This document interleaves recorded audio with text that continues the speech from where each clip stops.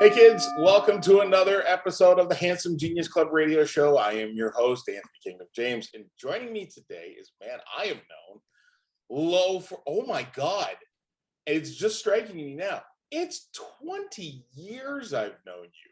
Yeah. How possible? You're only 18 years old. Isn't that amazing? I'm just slightly under you. But I first met him at XPW in Philadelphia. And we managed to boot around a couple of indies together here and there, but yeah. We've maintained contact all these years, and I'm very grateful because he's one of the most creative, one of the most innovative people I know. And if you don't know him, this is where I want you to get to know him. Ladies and gentlemen, This is Ryan Katz. Hello. Yay! Hello, Mr. Kingdom James. How are you? 20 years. Like the crazy thing when you do the math and you say that, yes, it's been 20 years, is when you think about the memories, you know it's been a while, but like in your head, you're like, it's been like 10 years. And then when it's double that. And it's mind-blowing how that far back, that essentially my career has gone longer than half my life at this point. It's wild. I remember the walking into, it was also, I think it was the first time I'd ever walked into what everybody calls ECW Arena in Philadelphia. And the first thing I saw was Tom, what was his name? The porn star. Tom Byron, yes. Tom Byron setting up chairs for this show. And it was just, I turned to my buddy, I was like, fucking Tom Byron. Some good stuff. Some good stuff. It was, so I had the sense immediately that XPW was going to be very different. And unfortunately you didn't get to really be around for a long time of it. Is like our Philly days were kind of the beginning of the end and the nail in the coffin. It was what kind of started the downfall, so to speak. But what good times. I mean, a whole different time in life and a whole different time in the way I was, but unbelievable. It was fantastic. Philly, I did the Philly shows and I did the Pittsburgh shows. And I remember as we were planning New Orleans, they were getting ready for New Orleans, and when things shut down, and Pittsburgh was the end for me. That was the last one for us. Like me and Chaos were donezo at that one. After the X-Pac no show of the television title rematch, it was. That was I was looking forward to that show, and then Angel gets hurt, and then, oh man, wow. And then on the positive, there was a broken rope, but then the match kept on, and I believe Shooting Star Press off the second. It might have been M-Dog. It might have been, I don't remember actually. It might have been M-Dog. I think it was M-Dog. Yeah, there were a lot of good. We'll talk about XPW in a little while, but I can't have you here and not talk about WWE and NXT and the Performance Center. And I don't want to dwell on your departure, but it would be a mistake for me to not at least ask, how did you find out about your release? So got a phone call. Through phone call. I'll be honest, I'm gonna be pretty vague about some of this stuff because it's something I got to do. But got a phone call that came during a time where I had a discussion with one of my bosses that seemed to go pretty well. And then he went to go take a call and I went on with my day. And then the going on with my day turned into getting a call from someone else with, I just lost my job. So it came out of nowhere. Now through all that, that's life and things happen and we move on. I got to have 8.5 years of incredible education, entertainment, world travels, coaching, mentorship, tutelage, got to work with some of the greatest people from all over the world in all walks of life that even in a situation of getting bad news where you feel like your heart's being ripped out, so to speak, and your dream, so to speak, is coming to an end, I've still yet to have any feelings of anger, resentment, sadness, frustration. Like, as weird as it seems, and I think as you see other stories, as people, you take the breath. You realize there's clean, fresh air out there. There's blue skies. There's still birds flying. They're still chirping, and you look towards the future and realize I had the opportunity to do what thousands, if not tens of thousands, hundreds of thousands, whatever the number may be, want to do. Would dare I say, no, I won't even go kill the day. Like it's just it's that dream job for some people, and especially for people that aren't in the ring. The position that I was in was definitely a role that I think people admired. I know coworkers, like, just in the sense of I had a good thing going, and it went well, and it was really awesome. But it's time to do some different stuff. I mean, it's time to move on and realize I still got more I want to do in my life, and things I didn't get to do. Well, to put in the simplest terms, I got to spend a lot of years helping other people live their dreams, and it's an incredible thing to be a part of. But I still want to live my dreams too. Well, let's go back to the very beginning. Am I right in saying that you were the first person hired for the Performance Center? For the Performance Center. Yeah, so I became the first full-time employee for the Performance Center. I kind of went down there before the building was open to the public, kind of got to be involved with overseeing the final steps. And then they moved everyone up from Tampa the month later, and we got things underway. And I got to sit under the learning tree and tutelage of Dusty Rhodes and have, at that point, 2 years of course, the dream, kid in a candy shop, little boy's dream come true, getting to be around and be supported by, some of the biggest superstars in the world who I've been watching forever. Tell me about working with Dusty Rhodes. Did he take to you right away, or did it? So not right away. There was a little bit of course, on the defense and who the hell is this guy? There was a situation, the one story I like to tell. Canyon Seaman at the time, who was boss and running things, didn't want Dusty. Like, Dusty was trying to move furniture and do some and be Dusty and just move the building. And it's like the building was set up to be the building as is. Okay. And Dusty one day just got a couple guys to move the furniture and change it how he wanted to. Canyon kind of heard of it and it was like, well, dude, you got to change it back. So one day I'm sitting there carrying this table, walking it to go move it out of Dusty's office as he walks in the door. And it was bad. Like I went home feeling it was the worst day ever. He just starts walking around all day. Who the hell does this guy think he is? He's been here for 4 minutes. I've been here 40 years doing whatever he wants. The Dusty Road. It was just all day and razzed. And it was like, oh, I just blew it. And then the truth is, very quickly, I did the work and he saw who I was, what I was capable of. And the bond came together. Is there a moment when you knew that you had gotten over with Dusty? There is, and it's I sit and I try to think how I can tell some of these stories just based on the way the world is, and not because they're bad or secretive in any way. It's just the way it is. Okay, I don't want you to turn this into an episode of Dark Side of the Ring. No, there's nothing bad about it. But I did a promo video for a talent. And in the process of viewing that talent, esteemed and honorable guests were in the building at a promo class when we debuted it.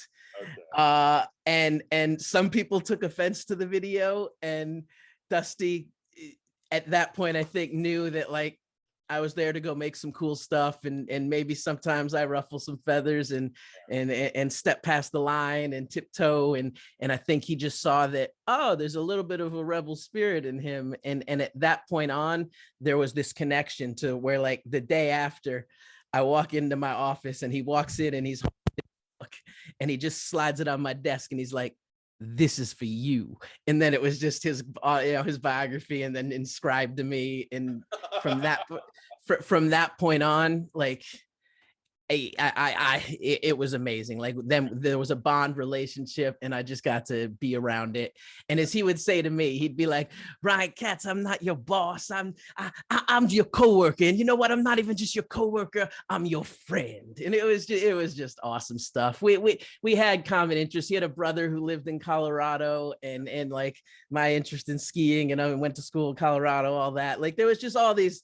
Hippie dog was kind of a little thing between us, and there was a bond, and it was freaking awesome. And I wish it could have been longer, but the craziest thing is to know that after only having 2 years with the guy, when he did pass, I had never been affected by losing someone in my life like that. And like through relatives, some grandparents that I hadn't been necessarily super tight with in my life, that like no death has really done that.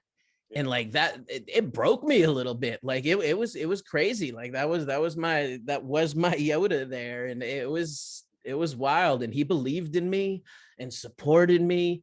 And it was wild. And after Dusty passed, you got to spend the next few years working with His Lordship, William Regal. Yes. And Regal told a story recently that involves you and an accident that he had. I'm wondering if we can hear your side of the story.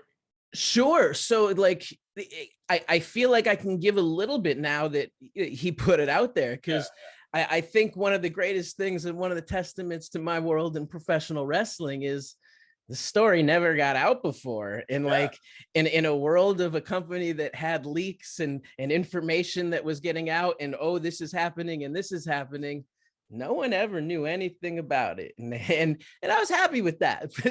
But now that he brought it up, like spilled the beans. it was wild, man. We were on a scouting trip to Costa Rica, and I was supposed to meet him at the airport, and a couple hours go by of when he was supposed to have arrived, and he never showed.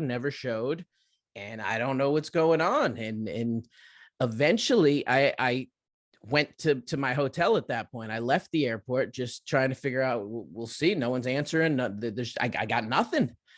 And know the planes arrived. Like everything is just weird at this point. I get to my hotel and I get a call, and it's a hospital, and they have my friend. So immediately take the cab, which I don't speak Spanish. I'm in Costa Rica. It's not the easiest thing. And we get to the hospital situation, not a lot of English spoken. And in a situation where I would say,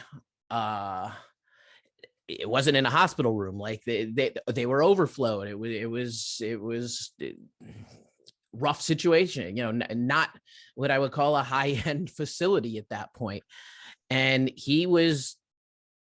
we were talking, but he wasn't, we didn't know what was going on and what happened and why he fell and all of the details, but he was not in a great state. And we had to get him out of that place and to one of the better city hospitals, like one of the private hospitals, which was just crazy because that involved arranging private ambulances in a foreign country with like, this isn't about insurance, and like it was just tough situations of figuring it out, making it work, and getting through it. And we ended up in Costa Rica for a little bit of time, just until he was good enough to be able to fly back. I mean, as I said, he has amnesia, and there was a lot of downtime and a lot of resting, and me just in a hotel across the street from the hospital, just waiting out, generally I'd say just 6 times a day, just going in and just making sure he's good, bringing him in something if he needs it. But it's not like you can sit there and do anything because he was generally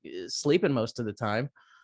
But the details of the injuries, that's his stories and all that. But like, it was wild. It was, more than a week in Costa Rica of dealing with language barriers and conflict. And it's funny because I've had people be like, well, why didn't you just go sightsee around Costa Rica? And it's like, I can't. That's like a day trip. It's 4, 6, 8 hours. It's this and that. Like, it's not like I can go take an hour walk, and then if something happens, I'm back. But like, so I haven't gotten to explore Costa Rica. I would like to go back in the future and see the good sides of Costa Rica. But I mean, it's absolutely a wrestling trip then, because what do you ever see anywhere unless you make the supreme effort, except So I did see some wrestling on the trip because I'm gonna say, but most wrestling trips, airport, hotel, arena, if you're lucky, a bar or a restaurant, and that's it.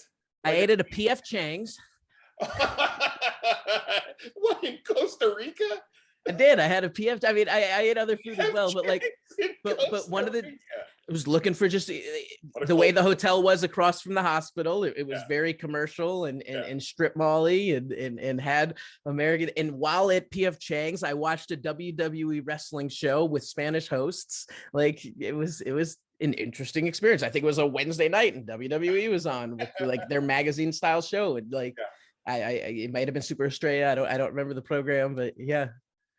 Way to immerse yourself in the so as the story that Regal tells is that he tripped and fell forward down an escalator, and that he was lucky because he actually hit the rubber handrail, but he shattered his eye socket. Yeah, I mean, and that he thanks his stars that you found him and was able to get him help. So it was absolutely, and I'm glad it all worked out. It made me had to step up in responsibility in life and be like one of those, I'm not as young and carefree as I used to be. I actually have to handle responsibility in real things and deal with it. Guardian. So, I'm just trying to think. I got razzed once when I made the comment, like, I couldn't even, like, in the downtime of waiting, enjoy the hotel pool because the pool was being renovated there. So I was like, even if I was looking for the silver lining of just relaxing while waiting and being available, that part wasn't available either. Oh, man. You talk about filming things at the PC and having people higher ups view them. And the last time I saw you in person, I was in Orlando for MegaCon. I was doing a comic book convention, and we spent a day together. And you showed me a bunch of video that you had worked on that was going nowhere. It was now you had worked on these ideas, and somebody saw them and said, not necessarily. No, they just said no. Look at the spin I'm going to put on these things nowadays. You're going to be like, what's going on with you? Like, no.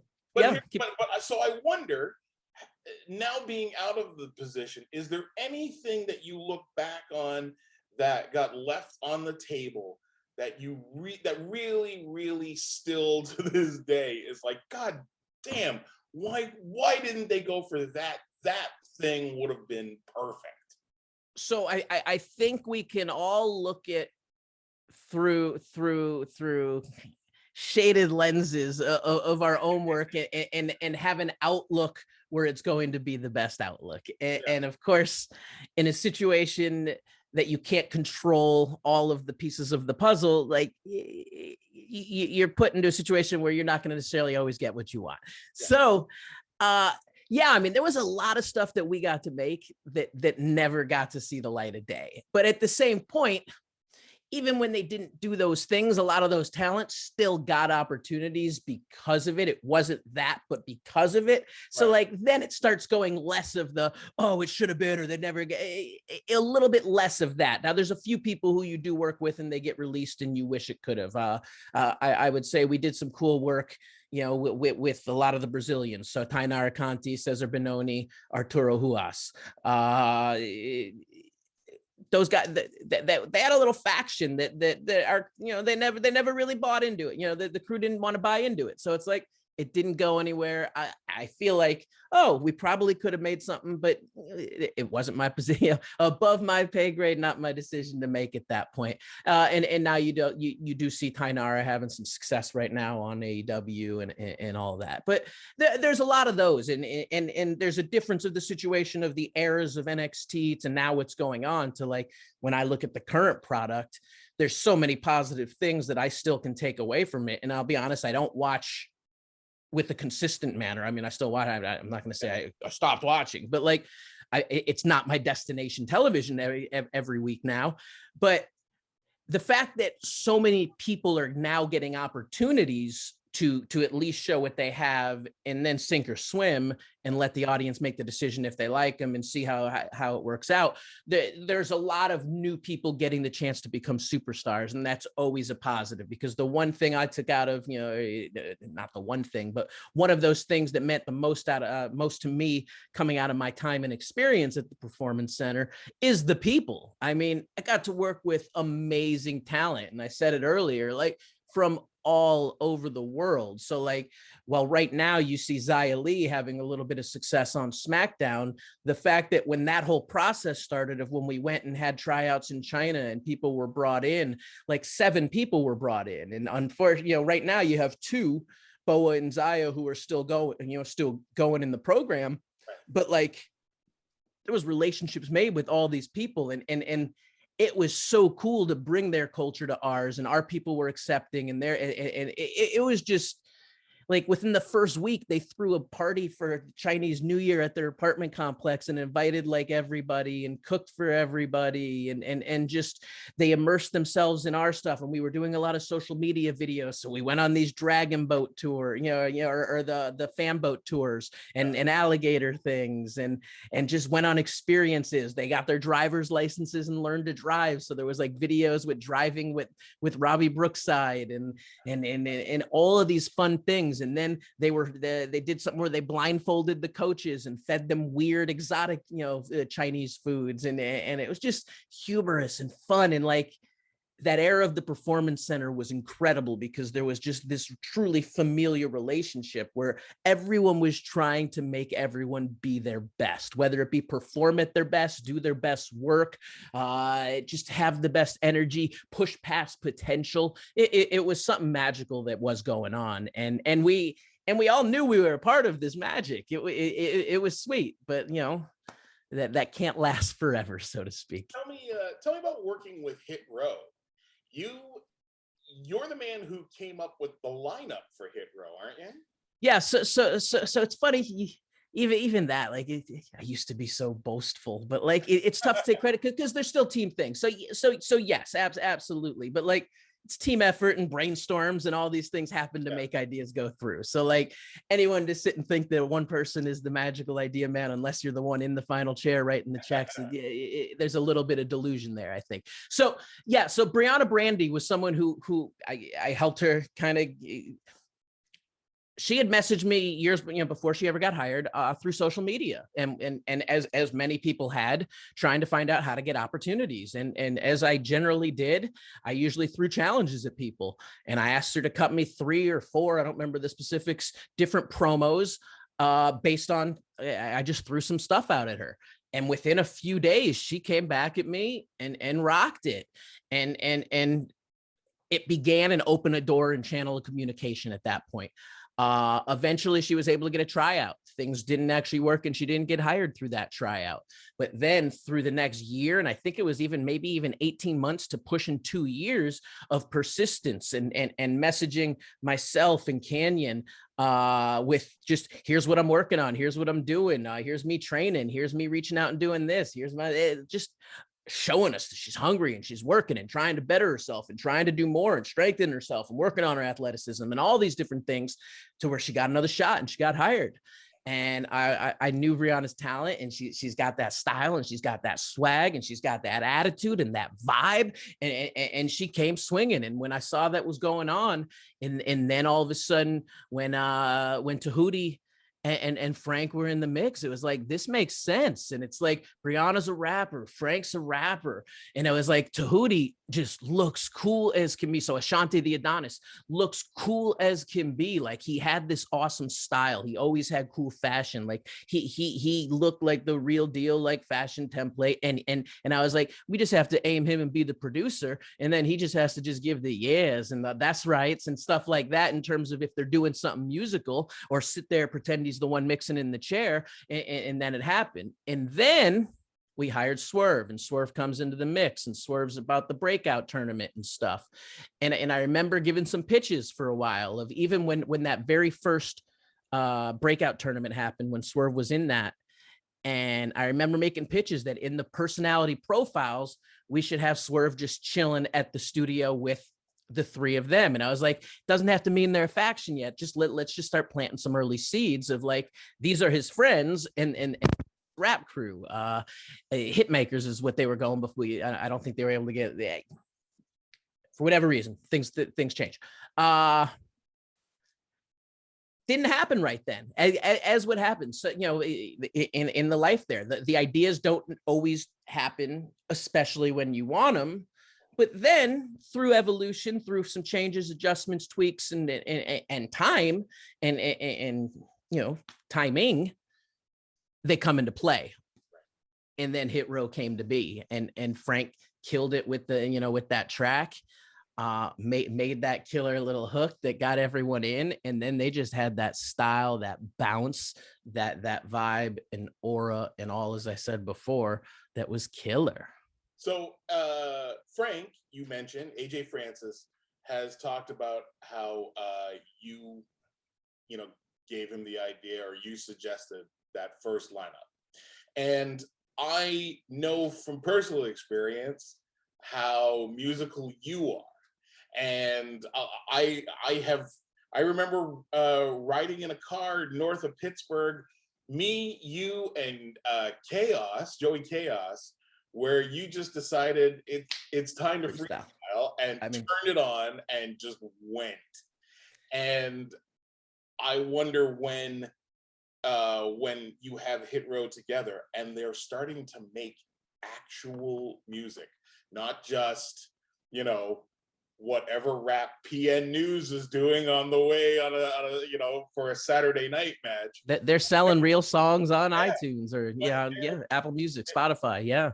When they're making real music, how involved are you in that? I'm not. Like, that's their world at that point. Like, and that's where I say this whole thing where, like, no one can take responsibility in that sense, because they're self-starters and go-getters. Swerve's hungry, Frank's hungry, Brianna's hungry, Tahuti's hungry. Like, they're working together and making their own videos, and that's part of what the success factor. And for other people listening, you know, that are either in the business or trying to be in WWE's business, is you got to have that drive, and you got to have that hunger, and you got to go for it, and you got to present them with what you want to show them, and not wait for what, you know, what they want from you. You got to give them what they don't know they want yet. And then in doing so, be so undeniable that they have no choice but to say yes. And it sounds simple, of course, and it's easier said than done, but that really is the secret to success: is do the work that you want to do, present the image that you want to be, put in the effort to make sure that people see what that image is, and do it hard enough and persistent enough and dedicated enough that you are undeniable and get your shot. Yeah. Well, let's talk about that for a second, because you have a new book, an ebook that you've put together, and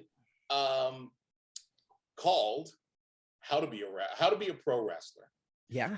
And you are absolutely the kind of person, not the kind of person, but the person that I would go to say, how do I go from here to here? How do I turn this dream into reality? And I'm wondering, you know, don't read the book. Don't read the book to us. We want to get some people buying the book, but give us a preview of the kind of information that you're going to have in this book that people, young wrestlers or aspiring wrestlers, need to have, should be followed. So as I like to say, it's a quick read and resource guide. And I say on the front page before you ever buy it that, like, I'm not even really giving you the secrets of the industry because I don't really think there's so many secrets of the industry at this point. There is accessibility. There is information available to people now. But what the book has done is gathered a lot of that information into an easy guide to let people know what's up. So the kind of things of how do you get started? Like physically, what should you be capable of doing? Like it gives a listing of kind of jobs available in wrestling. So maybe you want to be in wrestling, but wrestling isn't your forte. It's not going to be a physical thing for you. It talks about anything from being social media managers to photographers, graphic artists. I mean, I got to say, if people love pro wrestling and they have graphic artist skills, you can probably make a lot of money, because I knew within the week I was released, I ended up hiring 3 different graphic artists and giving them each a little bit of money to go make some designs for me. And the truth is, I have the skill to make some for my own, but like, I wanted to get other people's looks and not my style. And I wanted to see something different. There are probably tens of thousands of t-shirts on Pro Wrestling Tees that all those wrestlers most likely paid, whether a little bit or a lot of it, like paid for those designs. So that kind of work is available. Videographers, editors, referees, trainers, physical trainers, that like all these different things. It gives you a list and a resource of what wrestling schools are about. So I think it's easy having been in the business for so long. And it's funny because when you're even producing the television show at the quote highest level, I think everyone in those rooms when viewing tends to view it through the lens of being on the inside and not necessarily through the lens of being on the outside from a quote fan's perspective. So I think this kind of just takes a little bit of the scary, I don't know what the steps are, and gives it to you. So it has a directory of the best wrestling schools in the country. I mean, it kind of lists probably about 25 to 30 different wrestling schools, all with reputable trainers that if someone wanted to start their career, it's the right first step. It talks about just character development. Character development is the wrong word. It talks about personality development and being that undeniable person, where in the world right now of WWE looking for the greatest athletes coming from the college system that all have some sort of hook and resume and accomplishments and accolades, that for the people that only love pro wrestling, you should probably love something else too, and be really great at that and take that into your pro wrestling career. So once again, if your goal is to just give it a try, there's resources and places to go do that and live your fantasy and wrestle every once in a while and say you did it. Is it going to get you the respect that you're a real pro wrestler? Maybe not, but it may be something that you want to do. And I got to be honest, there was a point in my career where that's kind of the life I lived. And here's a secret I'll give of my career right now. Like I was a once a month wrestler. Like I know through the system that I've been through, most people I would ever say that to would look down at me with disgust and shame. And I, at 45 years old, walking around without really aches and pains, and having one that still took crazy extreme bumps from 20-foot high steel cages, 30-foot towers through raw sewage, barbed wire, getting tossed off cars, all these different things. I feel pretty good in my body and know that I kind of maybe work the system in my own way. And I definitely, through that book, would encourage people to work the system in their own way. And that doesn't mean you go in and you disrespect pro wrestling. You respect pro wrestling and you learn the history and you take forth pride in gaining knowledge and experience and expanding your repertoire of skills and versatility. But at the same point, you also, through and the book will explain, you don't want to be a punching bag and you don't want to get walked over, and you do have points where you got to pay dues, but you also got to make demands, and it's that combination of, like I said, it's hard to give specifics without going through chapter by chapter. I have a terrible memory, so my mind doesn't work like that. I need to see, but like, it's not rocket science and it's not secrets. It's straight up probably going to take you 25 minutes to read it, maybe 30, and you'll just keep it as a PDF in your phone and be able to flip through and just go through something. It's just talks about practicing promos. It talks about repetition. It talks about, once again, putting in the work. My my theme and my buzzword is definitely undeniable. It's about becoming an undeniable presence. I've been around hundreds, if not thousands, of people who told me they want it more than anything in the world. But then you asked, oh, well, did you work out today? No. Oh, did you try to do anything did you watch a wrestling match? No. Did you do this? No. But I thought you wanted it more than anything. Well, I do. Did you call up a wrestling school and try to find out where I could enroll? No. Did you do this? No. And you're like, what? I thought you wanted it more than anything in the world. A lot of people talk the talk, not a lot of people walk the walk. And even in a situation where I've been, where I think I do see a lot of people walk the walk, those people still have a level of, well, at that level, now everyone's on a level playing field. So here's what happens at WWE. You got 100 of the best athletes in the world, all charismatic, all have personalities, all have accomplishments, accolades, drive. Like, they got it all.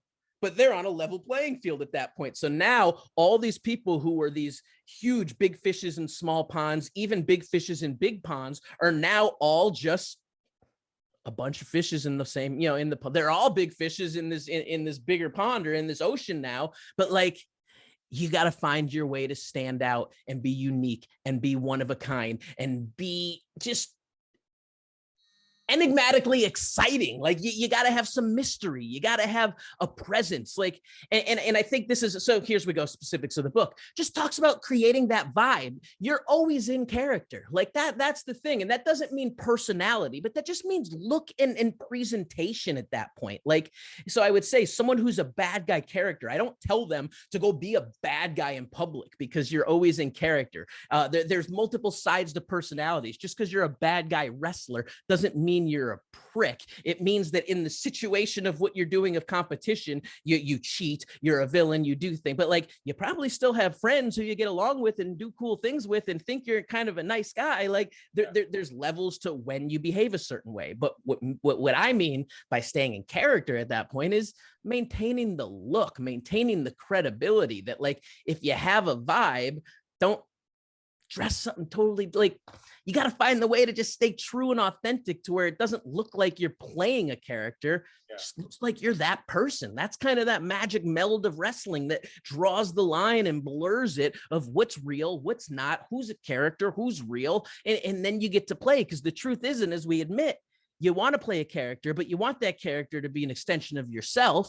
So now, how do you do it in this way of modern wrestling, where you can't even do the old tactics of pro wrestling? Because now, especially as a bad guy, you got to be much more cerebral. You got to be much more intelligent. And with the exception of very few people, and there are a few people, you got to watch what you say, because this is a world where in the old day of wrestling, you were intentionally pushing buttons and finding people's sensitivities and really playing with those things. And the world has absolutely changed. We talked about knowing each other 20 years ago. Like, the world has changed so much where you have to address situations differently and find a different way to be edgy with your storylines and find a way to be a little bit more I'm going to say cerebral and intelligent, but you still also want to bring it down and make it simple, because I think so many times I've seen pitched storylines is I love what I see pitched, but then they're just too complex and have too many levels and too many secret,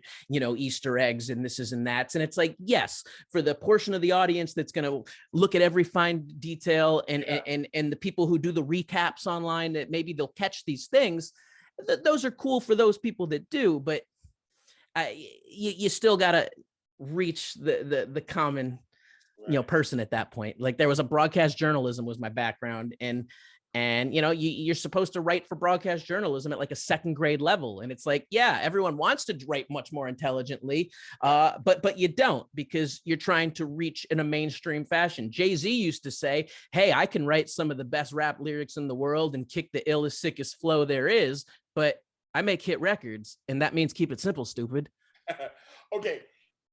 That wasn't a quote, but like that was he said that. So I don't want to be like, well, where's that Jay-Z? That wasn't his quote, keep it simple, stupid. But like, but the vibe was he simplified his music for mainstream hits. Like, you got to find that. You got to find that in.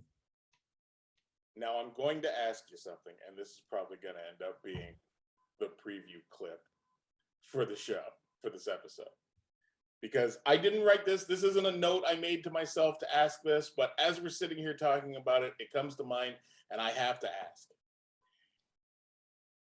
Is there a secret cabal within the Performance Center or NXT that purposely gives new signees shitty gimmick names? No, so ready? Here's the secret. Okay. The talent are in on the names. Ugh. They're in on them. Like, Ugh. there may be some people who get a list and have to pick something from it, but I would say a lot of times if that's happening, then I can't say that then the talent's not giving it, because there are times where talent may submit a lot of names. Okay.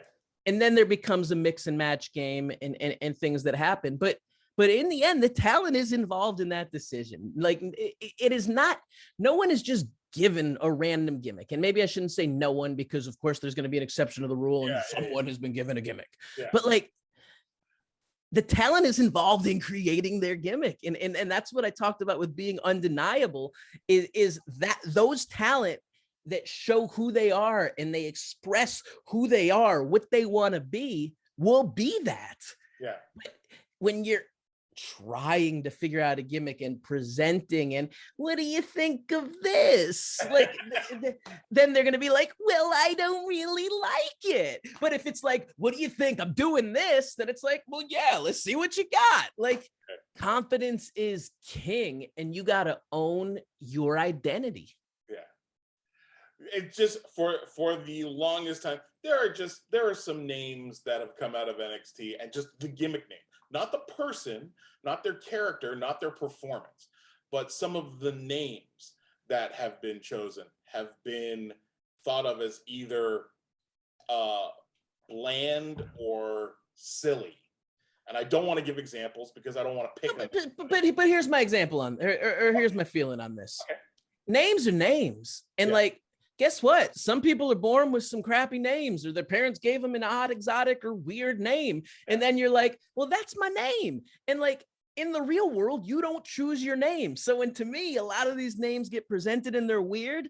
I'm actually a fan of weird names. I like goofy things. I like things that just stick out and just, I don't even mind cartoony names, because I'm a firm believer that the talent makes the name doesn't make the talent. Whether you have a bland name, whether you have a cartoony name, whether you have the coolest name in the world, if you're not cool talent, that cool name doesn't mean anything. So like, it's the same to me of a bad name. Like, it's what you bring to the table and how you make that.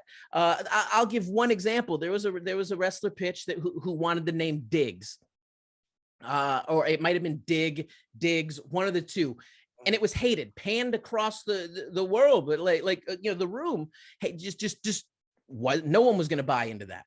Like, I dug it. Like, I thought it was kind of cool. Like, well, whose name is Dig? It's like, no one. That guy. That guy's parents called him Dig, and that kind of helps to me form an identity. That guy grew up like. To me, those things help make characters. So cartoony names to me in the world of professional wrestling help make characters. The second day I met Weston Blake, Corey Weston, what's he going by now? From Forgotten Sons and Blake and Murphy. Oh, crap. So Corey Weston's his name. Like, I think he's going by. No, I got it. Now you're making me Google things. He's going by Weston. He's doing CYN shows. You can look up I hate that I don't know what his current name is. That's the hardest thing of when leaving through all this, is once someone gets released or things like that, like you're like, well, I don't want to call him by their, what is it? Yeah, he was Wesly Blake. And now he's Weston Blake. Right. So is that what it is? Yeah. Okay. Yeah. So awesome talent. I have no problem. Any of the names are great, but second day I met him, I was like, we should call you Angus Chuck. And like, I bet you if it ever happens, someone will be like, that's the stupidest name in the world. But but here's my thing. Like, especially, it's funny, you look back 8 years ago when this was 8.5 years ago, when he came in the building, he was 8.5 years younger. And he was this young, tough, gnarly, chewed up, tough looking Texas kid. And I was like, you just look like some ground beef, kid. Like you, like it was that thing. And it may be so stupid to someone. Like it was fun. And to me, it just helped easily create this thing. Obviously we didn't go there. This is, as I say, most of my ideas, everyone thinks I'm so creative. I guess most of my ideas are probably pretty stupid is how it works out. But like, but to me, within one day, I was able to just look at this guy and figure out that, yeah, it would have been cartoony. And of course, it wouldn't have been the thing and things would evolve and change. But like next day, I'm able to come in here with the triangle and a cool rock song with the ding, ding, ding, ding, come and get it. And he's coming out. And now Angus Chuck's ready. And you got the Chuck wagon and you got all this thing. And I'm already ready with logos, music, and merchandise, you know, within 2 days of figuring that out. And that wasn't the right personality. But now if you look at what he's become, the name may be Wesly Blake, but he's Angus Chuck. Like you're a bad person. The name doesn't make the talent doesn't make the name. Like it wouldn't have mattered. Like it's the personality behind it. If you can drive it, you can drive it. I've wanted the name Aristotle for myself. I've called myself in the ring and places Rixelplix. Like names. Yeah.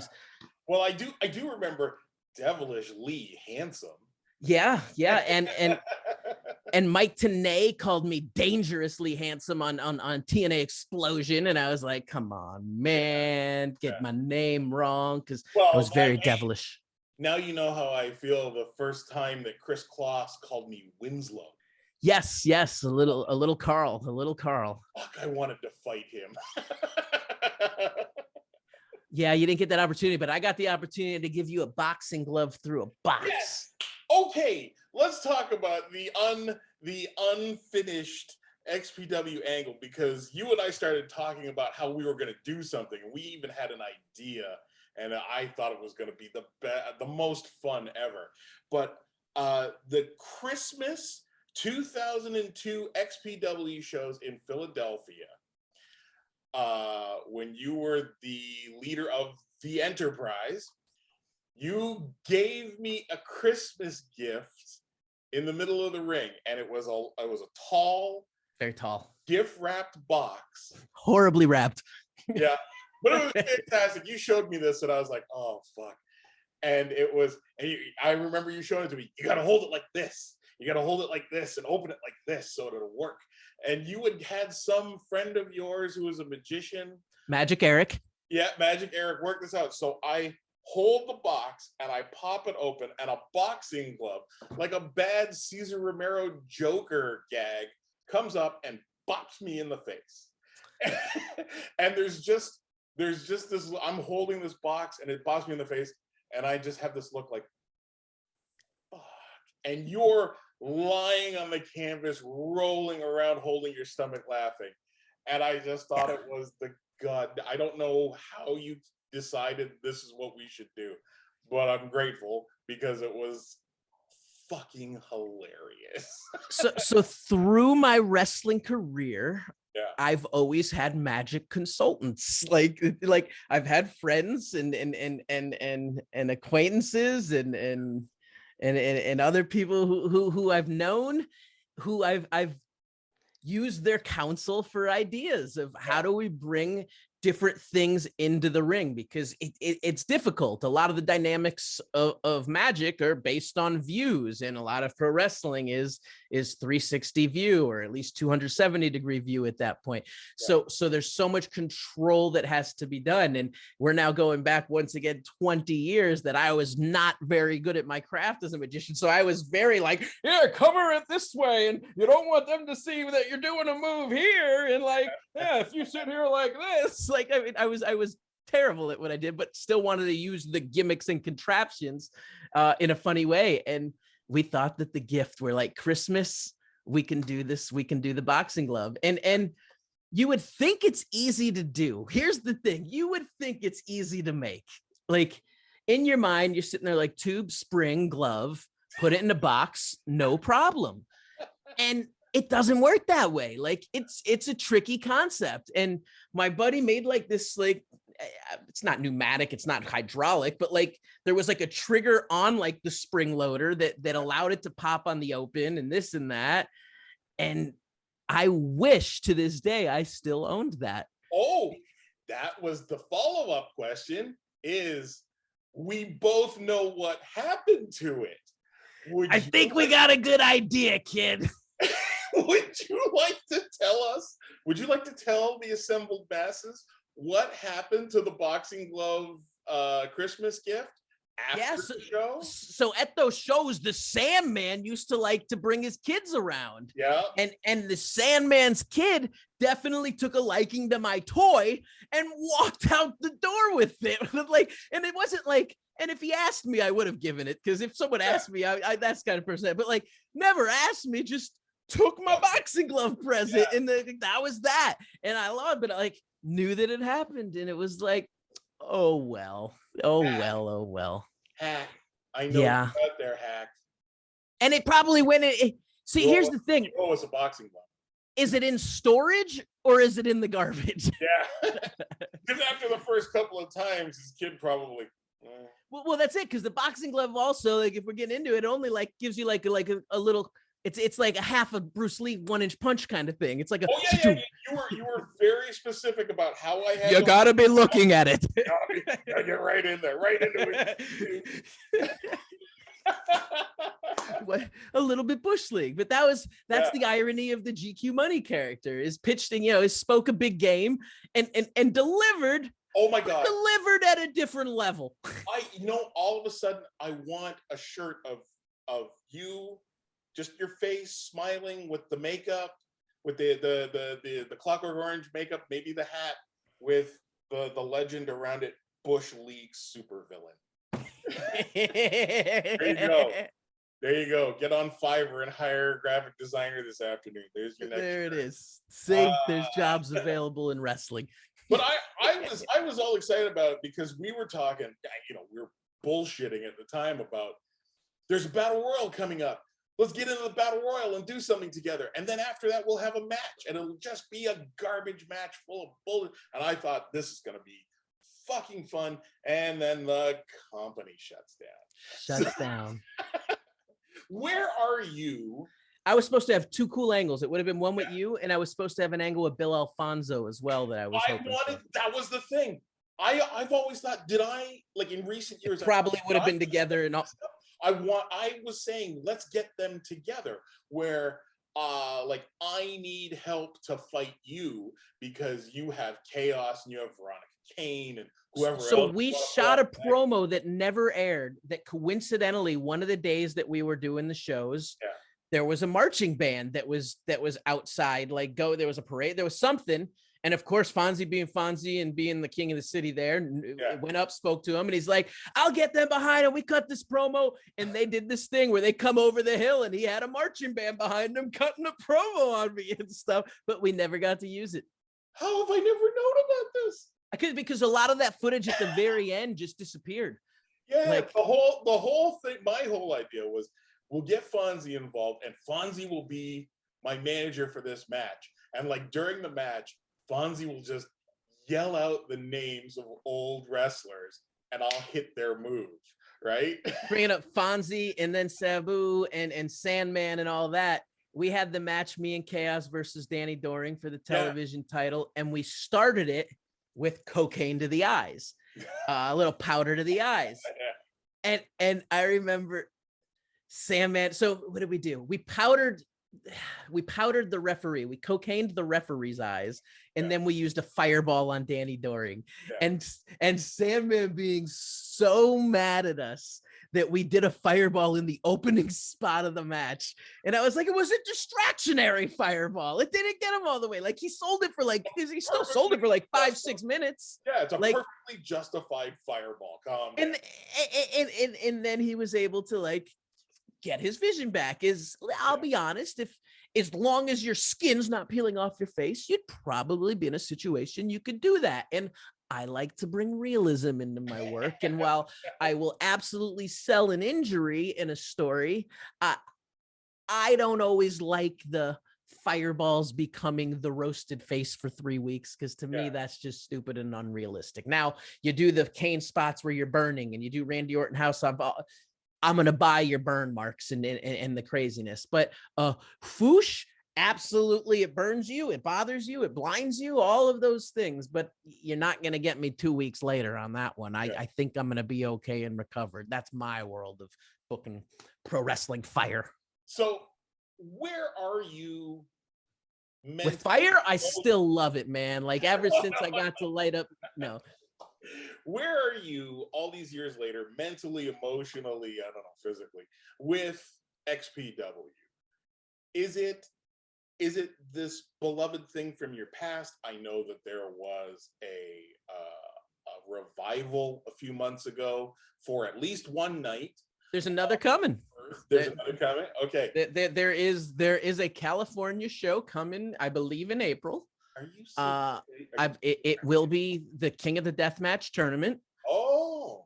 So when Rob did that first one on however long ago it was now, like in Rochester, there's New York State Commission. So it was just kind of, I think getting his feet wet and figuring things out and getting back in the mix and putting his water wings on and checking out the water.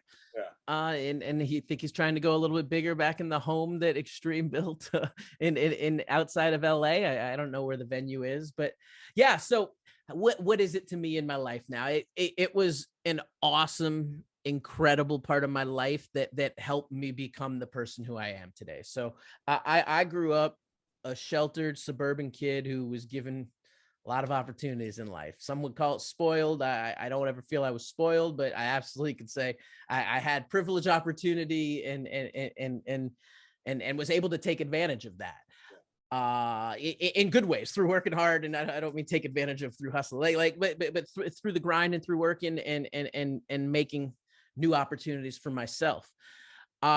XPW was awesome, man. Like I got to, once again, I talk about always being around people that are generally different than me.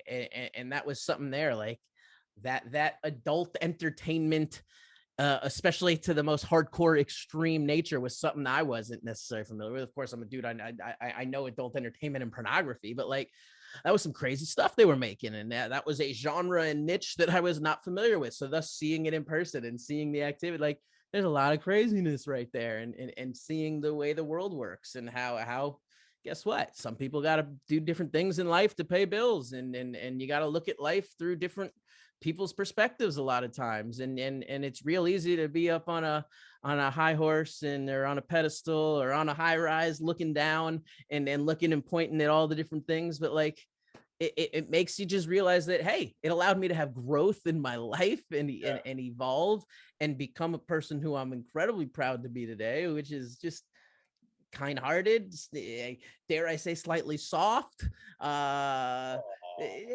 cuddly, no, but like, ooh, no, a Tinder profile. No, exactly, no, a married man. I know. Well, hold on, let me ask you. So you say that there's a show coming up in Los Angeles. Yeah. So I know Veronica's involved. Oh, wow. She has been preparing for a comeback. Yes. That's terrific. So she has been training. If a phone call, I know this through social. If a phone call comes your way, how much of this, how much arm twisting does it take to get GQ money? That was a time in my life that's behind me, and I'm someone who believes in the future. I enjoy history, I enjoy past, but I don't live in nostalgia. So like, I look forward to playing this clip back to you when you appear as a secret guest. No, so there were conversations, like, yeah. I didn't like making the call. I made a call and I actually told Rob I wasn't going to do it, like, just so he knew. Because of course, when I got released, the assumption, because the news was going on, the shows were happening. So of course there was an assumption. And once again, like, I'm moving forward in my life like that. There is nothing like I will always speak stories and beam with pride about my time. Rob was really good to me. Like I know Dark Side of the Ring will go of an hour show of saying what a horrible human being he was. And while he would take pride in being horrible in certain ways, like in other ways, he was still good to people and still made me tried to do the right thing, didn't always do the right thing, but still tried to do the right thing most of the like blah, blah, blah, blah, blah. So everyone could look at how that works. There's a life in the world of, once again, I've become who I am because I've had interesting people in my life and to all extremes. I mean, once again, it's funny.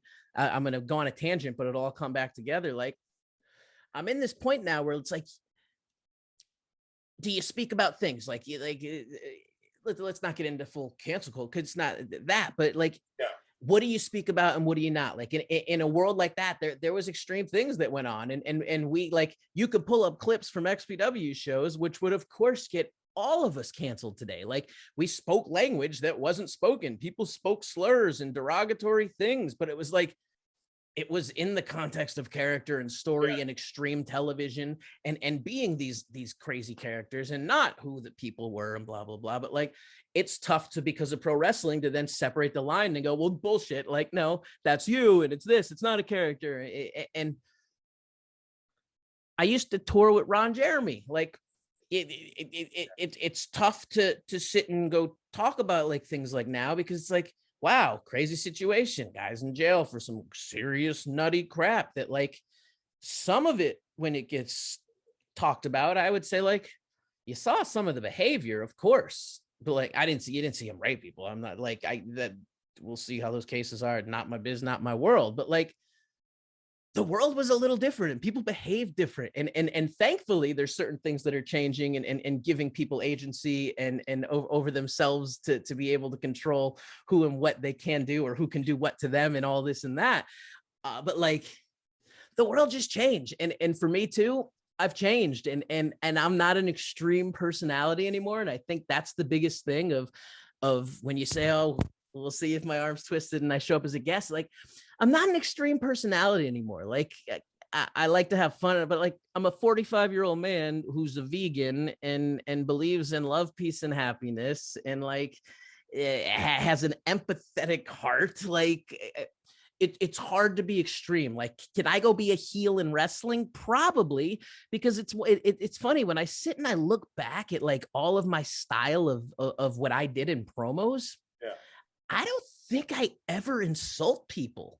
I just talk fast and loud and obnoxiously and then challenge you for like my people. But like, I never actually like insult and break down and tear down and pick. Like my style is different. My style is based on energy and flow and my content is I hopefully sometimes complex or simply complex, but at the same point, it's more cerebral and more Jake and more Randy than it is insults and MJF at that point. So like, I can look back and go, yeah, it's hard to be a heel now. Like my view on humanity is like, we need heroes in the world. Like we need good in this world. And I think it's because it's fun to be a bad guy. Of course, it's like, it's what I spent years doing and it's exciting and it's slightly easy and you can manipulate and you can play and poke and prod and do all of these things.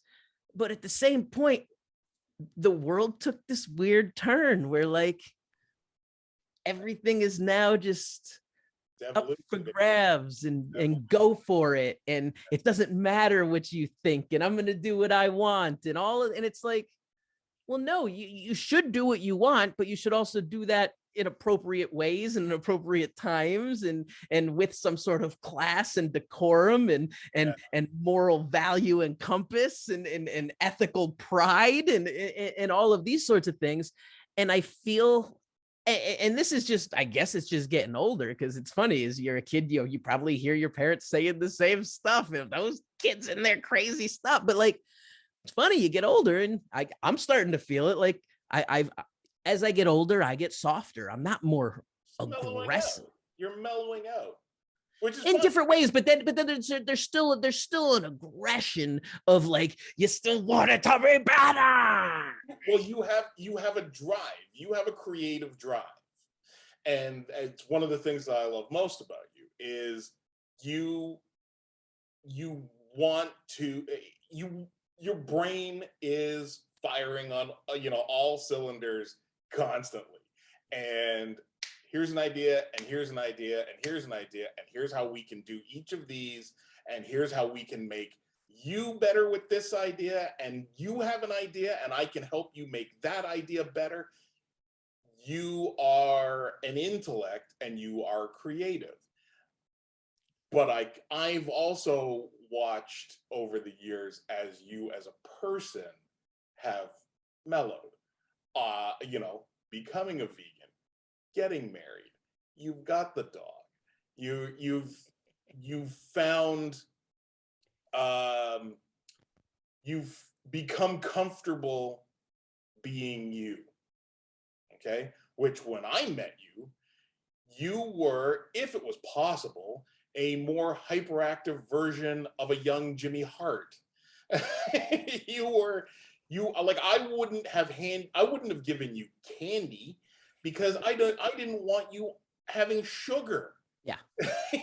No, that's for sure. The energy levels have calmed. Yeah, you were a can of Red Bull with a face. Never drunk and didn't drink coffee, didn't drink soda. Yeah, but I mean, you were just constantly. Classic Ritalin in the 80s, baby. So I was ADHD when it wasn't so cool to be ADHD. So I wonder now, moving forward, what is your interest in continuing in the professional wrestling business? It's interesting because there's of course interest. This is what I've done and what I know, and like this is what I've pursued my whole life. Like I left college pursuing my career in professional wrestling and have in some ways had a career since doing so. Yeah. I haven't looked for gigs in 8.5 years. And even before that, I wasn't trying to get booked on every different indie. Like for the 2.5 to 3 years before I got hired by WWE, my intent was get hired by WWE. Like I worked championship wrestling from Hollywood for David Marquez because I knew I was going to get cool video footage and get a chance to be creatively different in some characters. And I had no say of the character I played. Like he asked me to do my voodoo character and all this and that, but like I got to have fun doing it. And I was like, this is going to help me because I knew I had opened a door to communication with WWE and had started this relationship so that once again, as I said, with even Brianna, like people send an email every month and it's, hey, just checking in, looking to see if there's any opportunities. And that's it. And you're like, cool. Thanks, guy.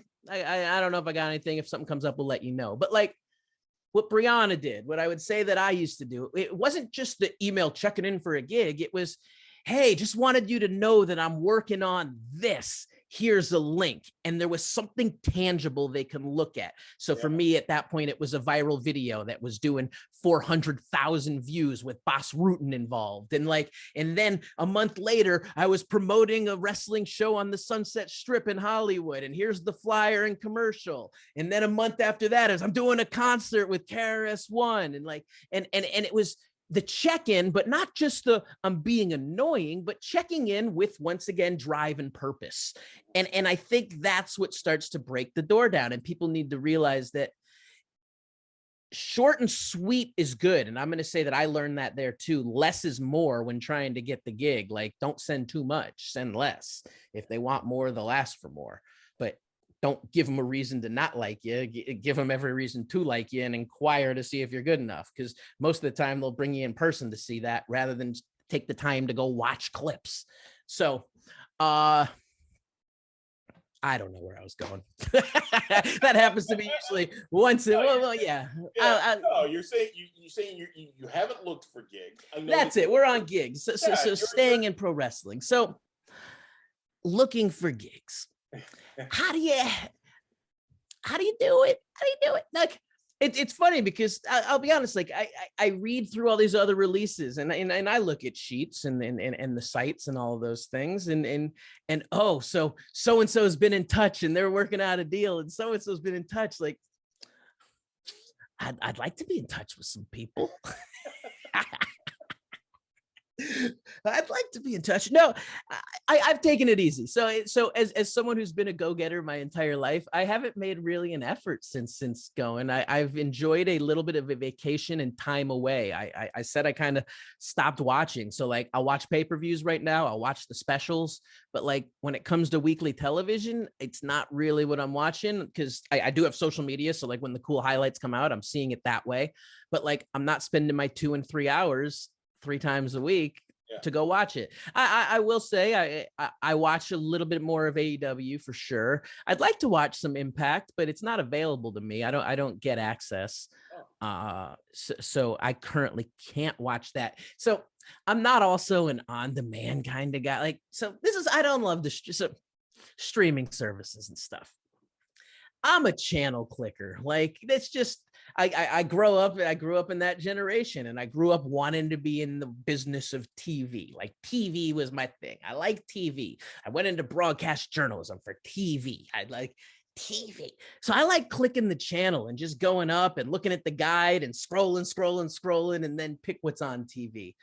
I find that the streaming services make it too hard because then I'm just scrolling endlessly with like no limited need of what I'm choosing from. Like I'm choosing from anything. So then I find, well, I just took 45 minutes trying to figure out what I'm going to binge watch when I could have gotten a whole nother episode in if like it was just something there that was right in front of me. So it makes it tough. So now in saying that, I'd love to watch Impact. The clips I saw and like before their free shows on the pay-per-views lately, I've been impressed. I think they got a good product going on. Like they seem to be putting together something good.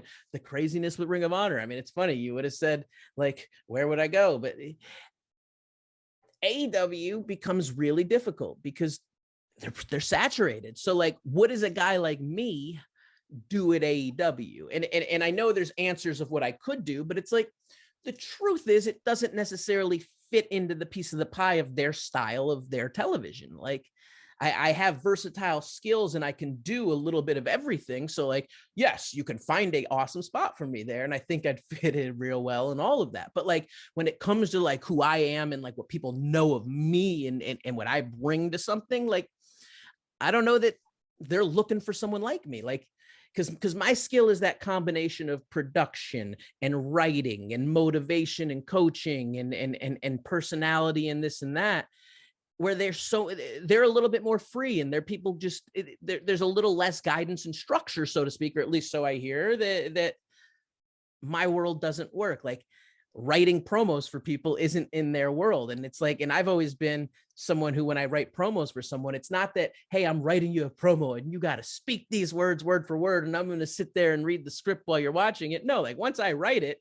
and I hand it to you, I'll never look at the paper again. And I don't know, like I'll know in my mind if it sounded like what I was trying to get apart, but like, I don't know what the exact words are. And that's how someone should always look at the script in wrestling when they get that. Like, you still got to make the words your own, like even if a writer gives it to you. Now, hopefully as a good writer, you hit the person's voice. Like, and I find that is one of my skill sets is I think I'm able to write in people's voices pretty well when it comes to promos, but in their world, that's not how they work. They don't have people writing promos for them. So like, well, if someone wanted to give me a little ghost writing job on the side, like if talent were like, yeah, write promo, like it's not going to happen. But like they're not going to hire a writer, producer, creative mind, because their creative mind is generally booked by one person, and then the angle create the story. And I don't have a problem with that. I think that's a fine way to do certain things.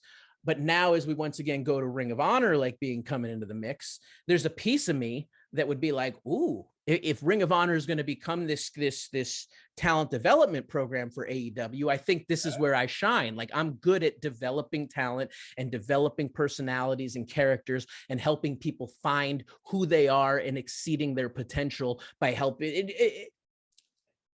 I'll give you the magic. This is where I was hoping we were going. Tony Khan, for the love of God, he's online. But here's the thing. When I look at it from my perspective as the outsider, like, for Ring of Honor as a product, and I don't know what any of these people are doing in their world of professional wrestling or in their roles and their contracts, and I'm assuming they're pretty happy just being talent and having the gigs that they have. But like, when you now have a CM Punk and a Daniel Bryan and a Christopher Daniels and all of these Ring of Honor originals, to me, then it's hard for me, who has no connection, no history to their product. And if we were to be sticklers to history, probably can go back, and I'm sure in that era of 2002 and 2003, you could find me probably bad-mouthing him and bashing him on behalf of XPW. Like, I'm sure that exists in the universe. I don't know specifically, but I would imagine it probably did based on our style. But like, I don't know that I fit the role compared to other people that are available. Now, said other people may not be interested in that role, because here's the thing. I have no interest in really booking a television show. Like, that's not my thing. Like, I have interest in creating stories for television shows. Like, that's my thing. But like, if you want to book the talent and tell me who the matches are, I'll help you create some cool stories, but I don't have to be the guy who picks A versus B, B versus C, B versus A. Come on, because here's my style. Give me the Bad News Bears. Give me the Castaways. Give me the people who you're struggling with and can't find a story with, and give me the secondary show or the tertiary show. Give me the one that is kind of there, and not because it has less pressure to do it, but because it has more stakes, because now I can make it more meaningful. And to take something that was, quote, meaningless and turn it into something meaningful, that becomes something exciting. And now Ring of Honor wasn't meaningless, and I don't mean it that way, but when looked at from any company's second, third, fourth level show, I think that bottom level growth up is the exciting part to me. And as someone who's a coach and obviously has an interest and love for still getting to quote, to perform in a way, it's easier to get joy out of the young people's, the growth of youth success, of the rookie success, than it is for established stars and creating their storylines. Because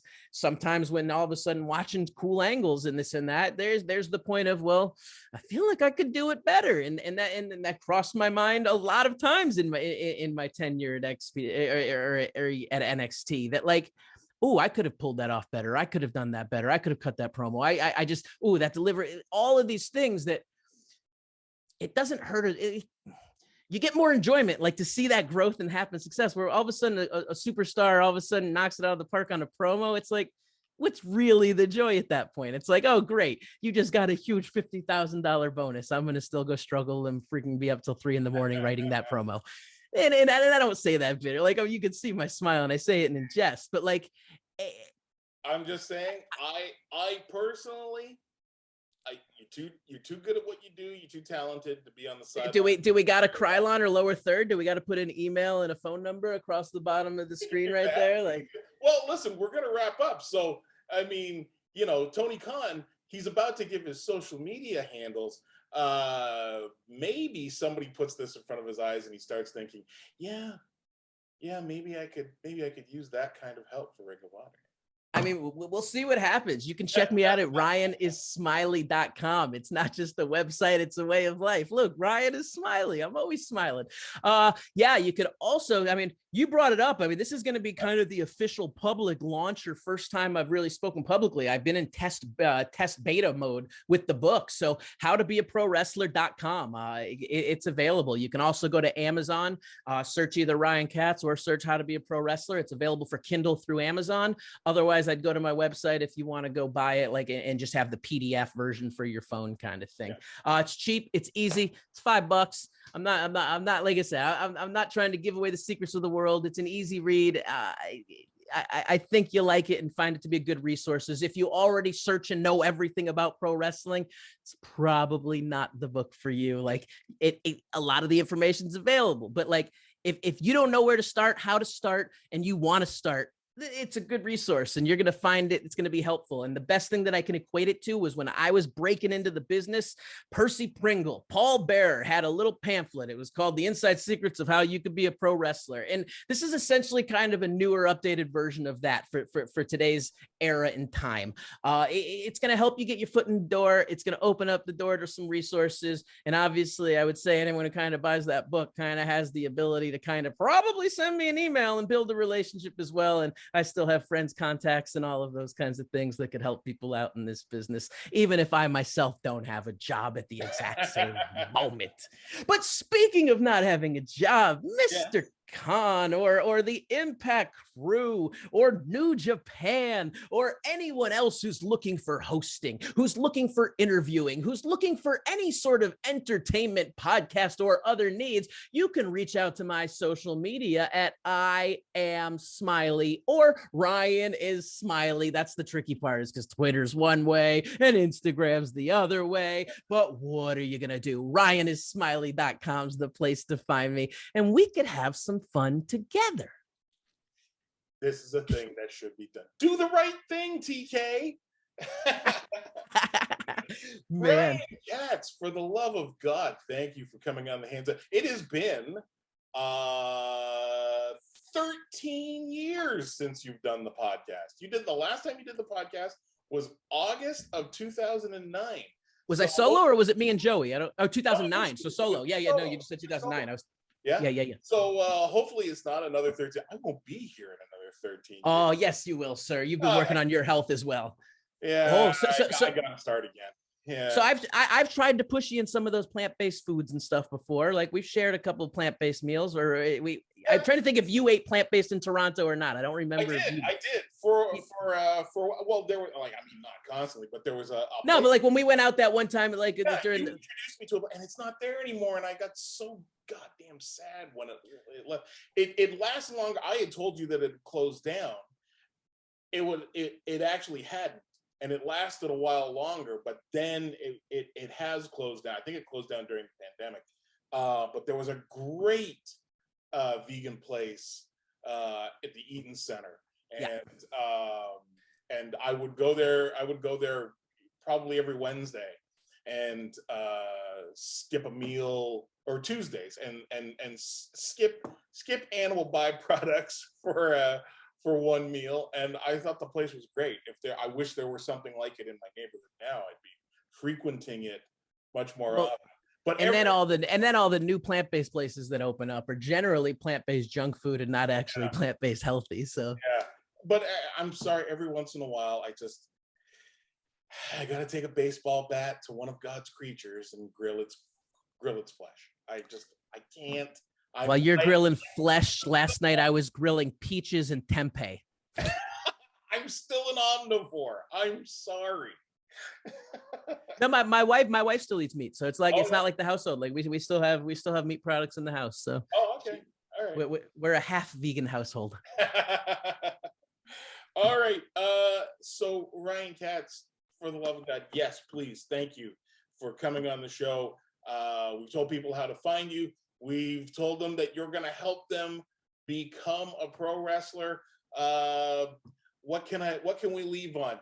We could leave on look out for my music. That's something I'm trying to push. The transition from wrestling to music, which is funny because it's that whole comes full circle around, because before I got into wrestling, I was into music. And when I was graduating college, I had spent a few years working on my master demo and all of these things. And then I destroyed, or I crashed a hard drive at my radio station, and I lost all of my mastered songs. And we thought we had them backed up on zip drives at the time, or zip discs at the time. And what happened with the Pro Tools session is the Pro Tools session was backed up on the zip drive, but none of the music and audio files. Those routed to the hard drive computer differently. And this was just a day of, young kids doing stuff, and we didn't realize. And I lost a couple of years of work. And that's when I said, I'm done with trying to do this. I'm going to start my wrestling career. So now that my wrestling career seemingly has come to a temporary, at least at this point, halt, I think we go back to my roots, and Katz is spitting fire and just trying to get on the mic and do my thing and kind of just speak my mind through the magic of music. I think music is a way to connect with people, and my style is kind of fun, soft, flowy, and energetically happy with a little bit of melancholy and some inspiration and motivation. On your website? So you'll find it on my website. There's definitely some videos right there right now that have the last and recent releases. And the goal right now is like when I got dropped, when I got fired, released, let go, however you want to talk about it. I put together like 4 or 5 songs in a few weeks and popped them up there. Right now, I've continuously been working, although we're not seeing the output online, because I'm going to try to do it in a real way and drop the official album this summer, put it out through Apple Music, Spotify, and all that. And then the tricky part that comes about that, because the music, I'm not going to say it's easy, because making it's not easy, but it's sure fun.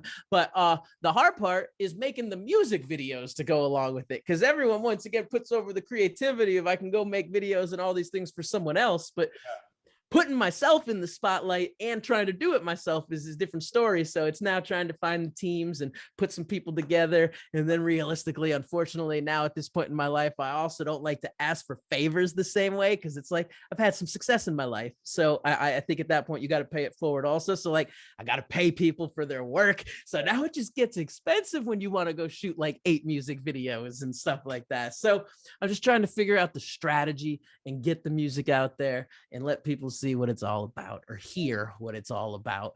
And then maybe we could talk about tours and try to combine a little bit of rap and wrestling and put together some concepts. But we'll see what this next year and a half has in store and where the old fate and destiny takes me. Nice. Excellent. All right. One more time, Ryan Katz, thank you for coming on the Handsome Genius Club radio show. Love it. Thank you, man. I appreciate it, Kingdom.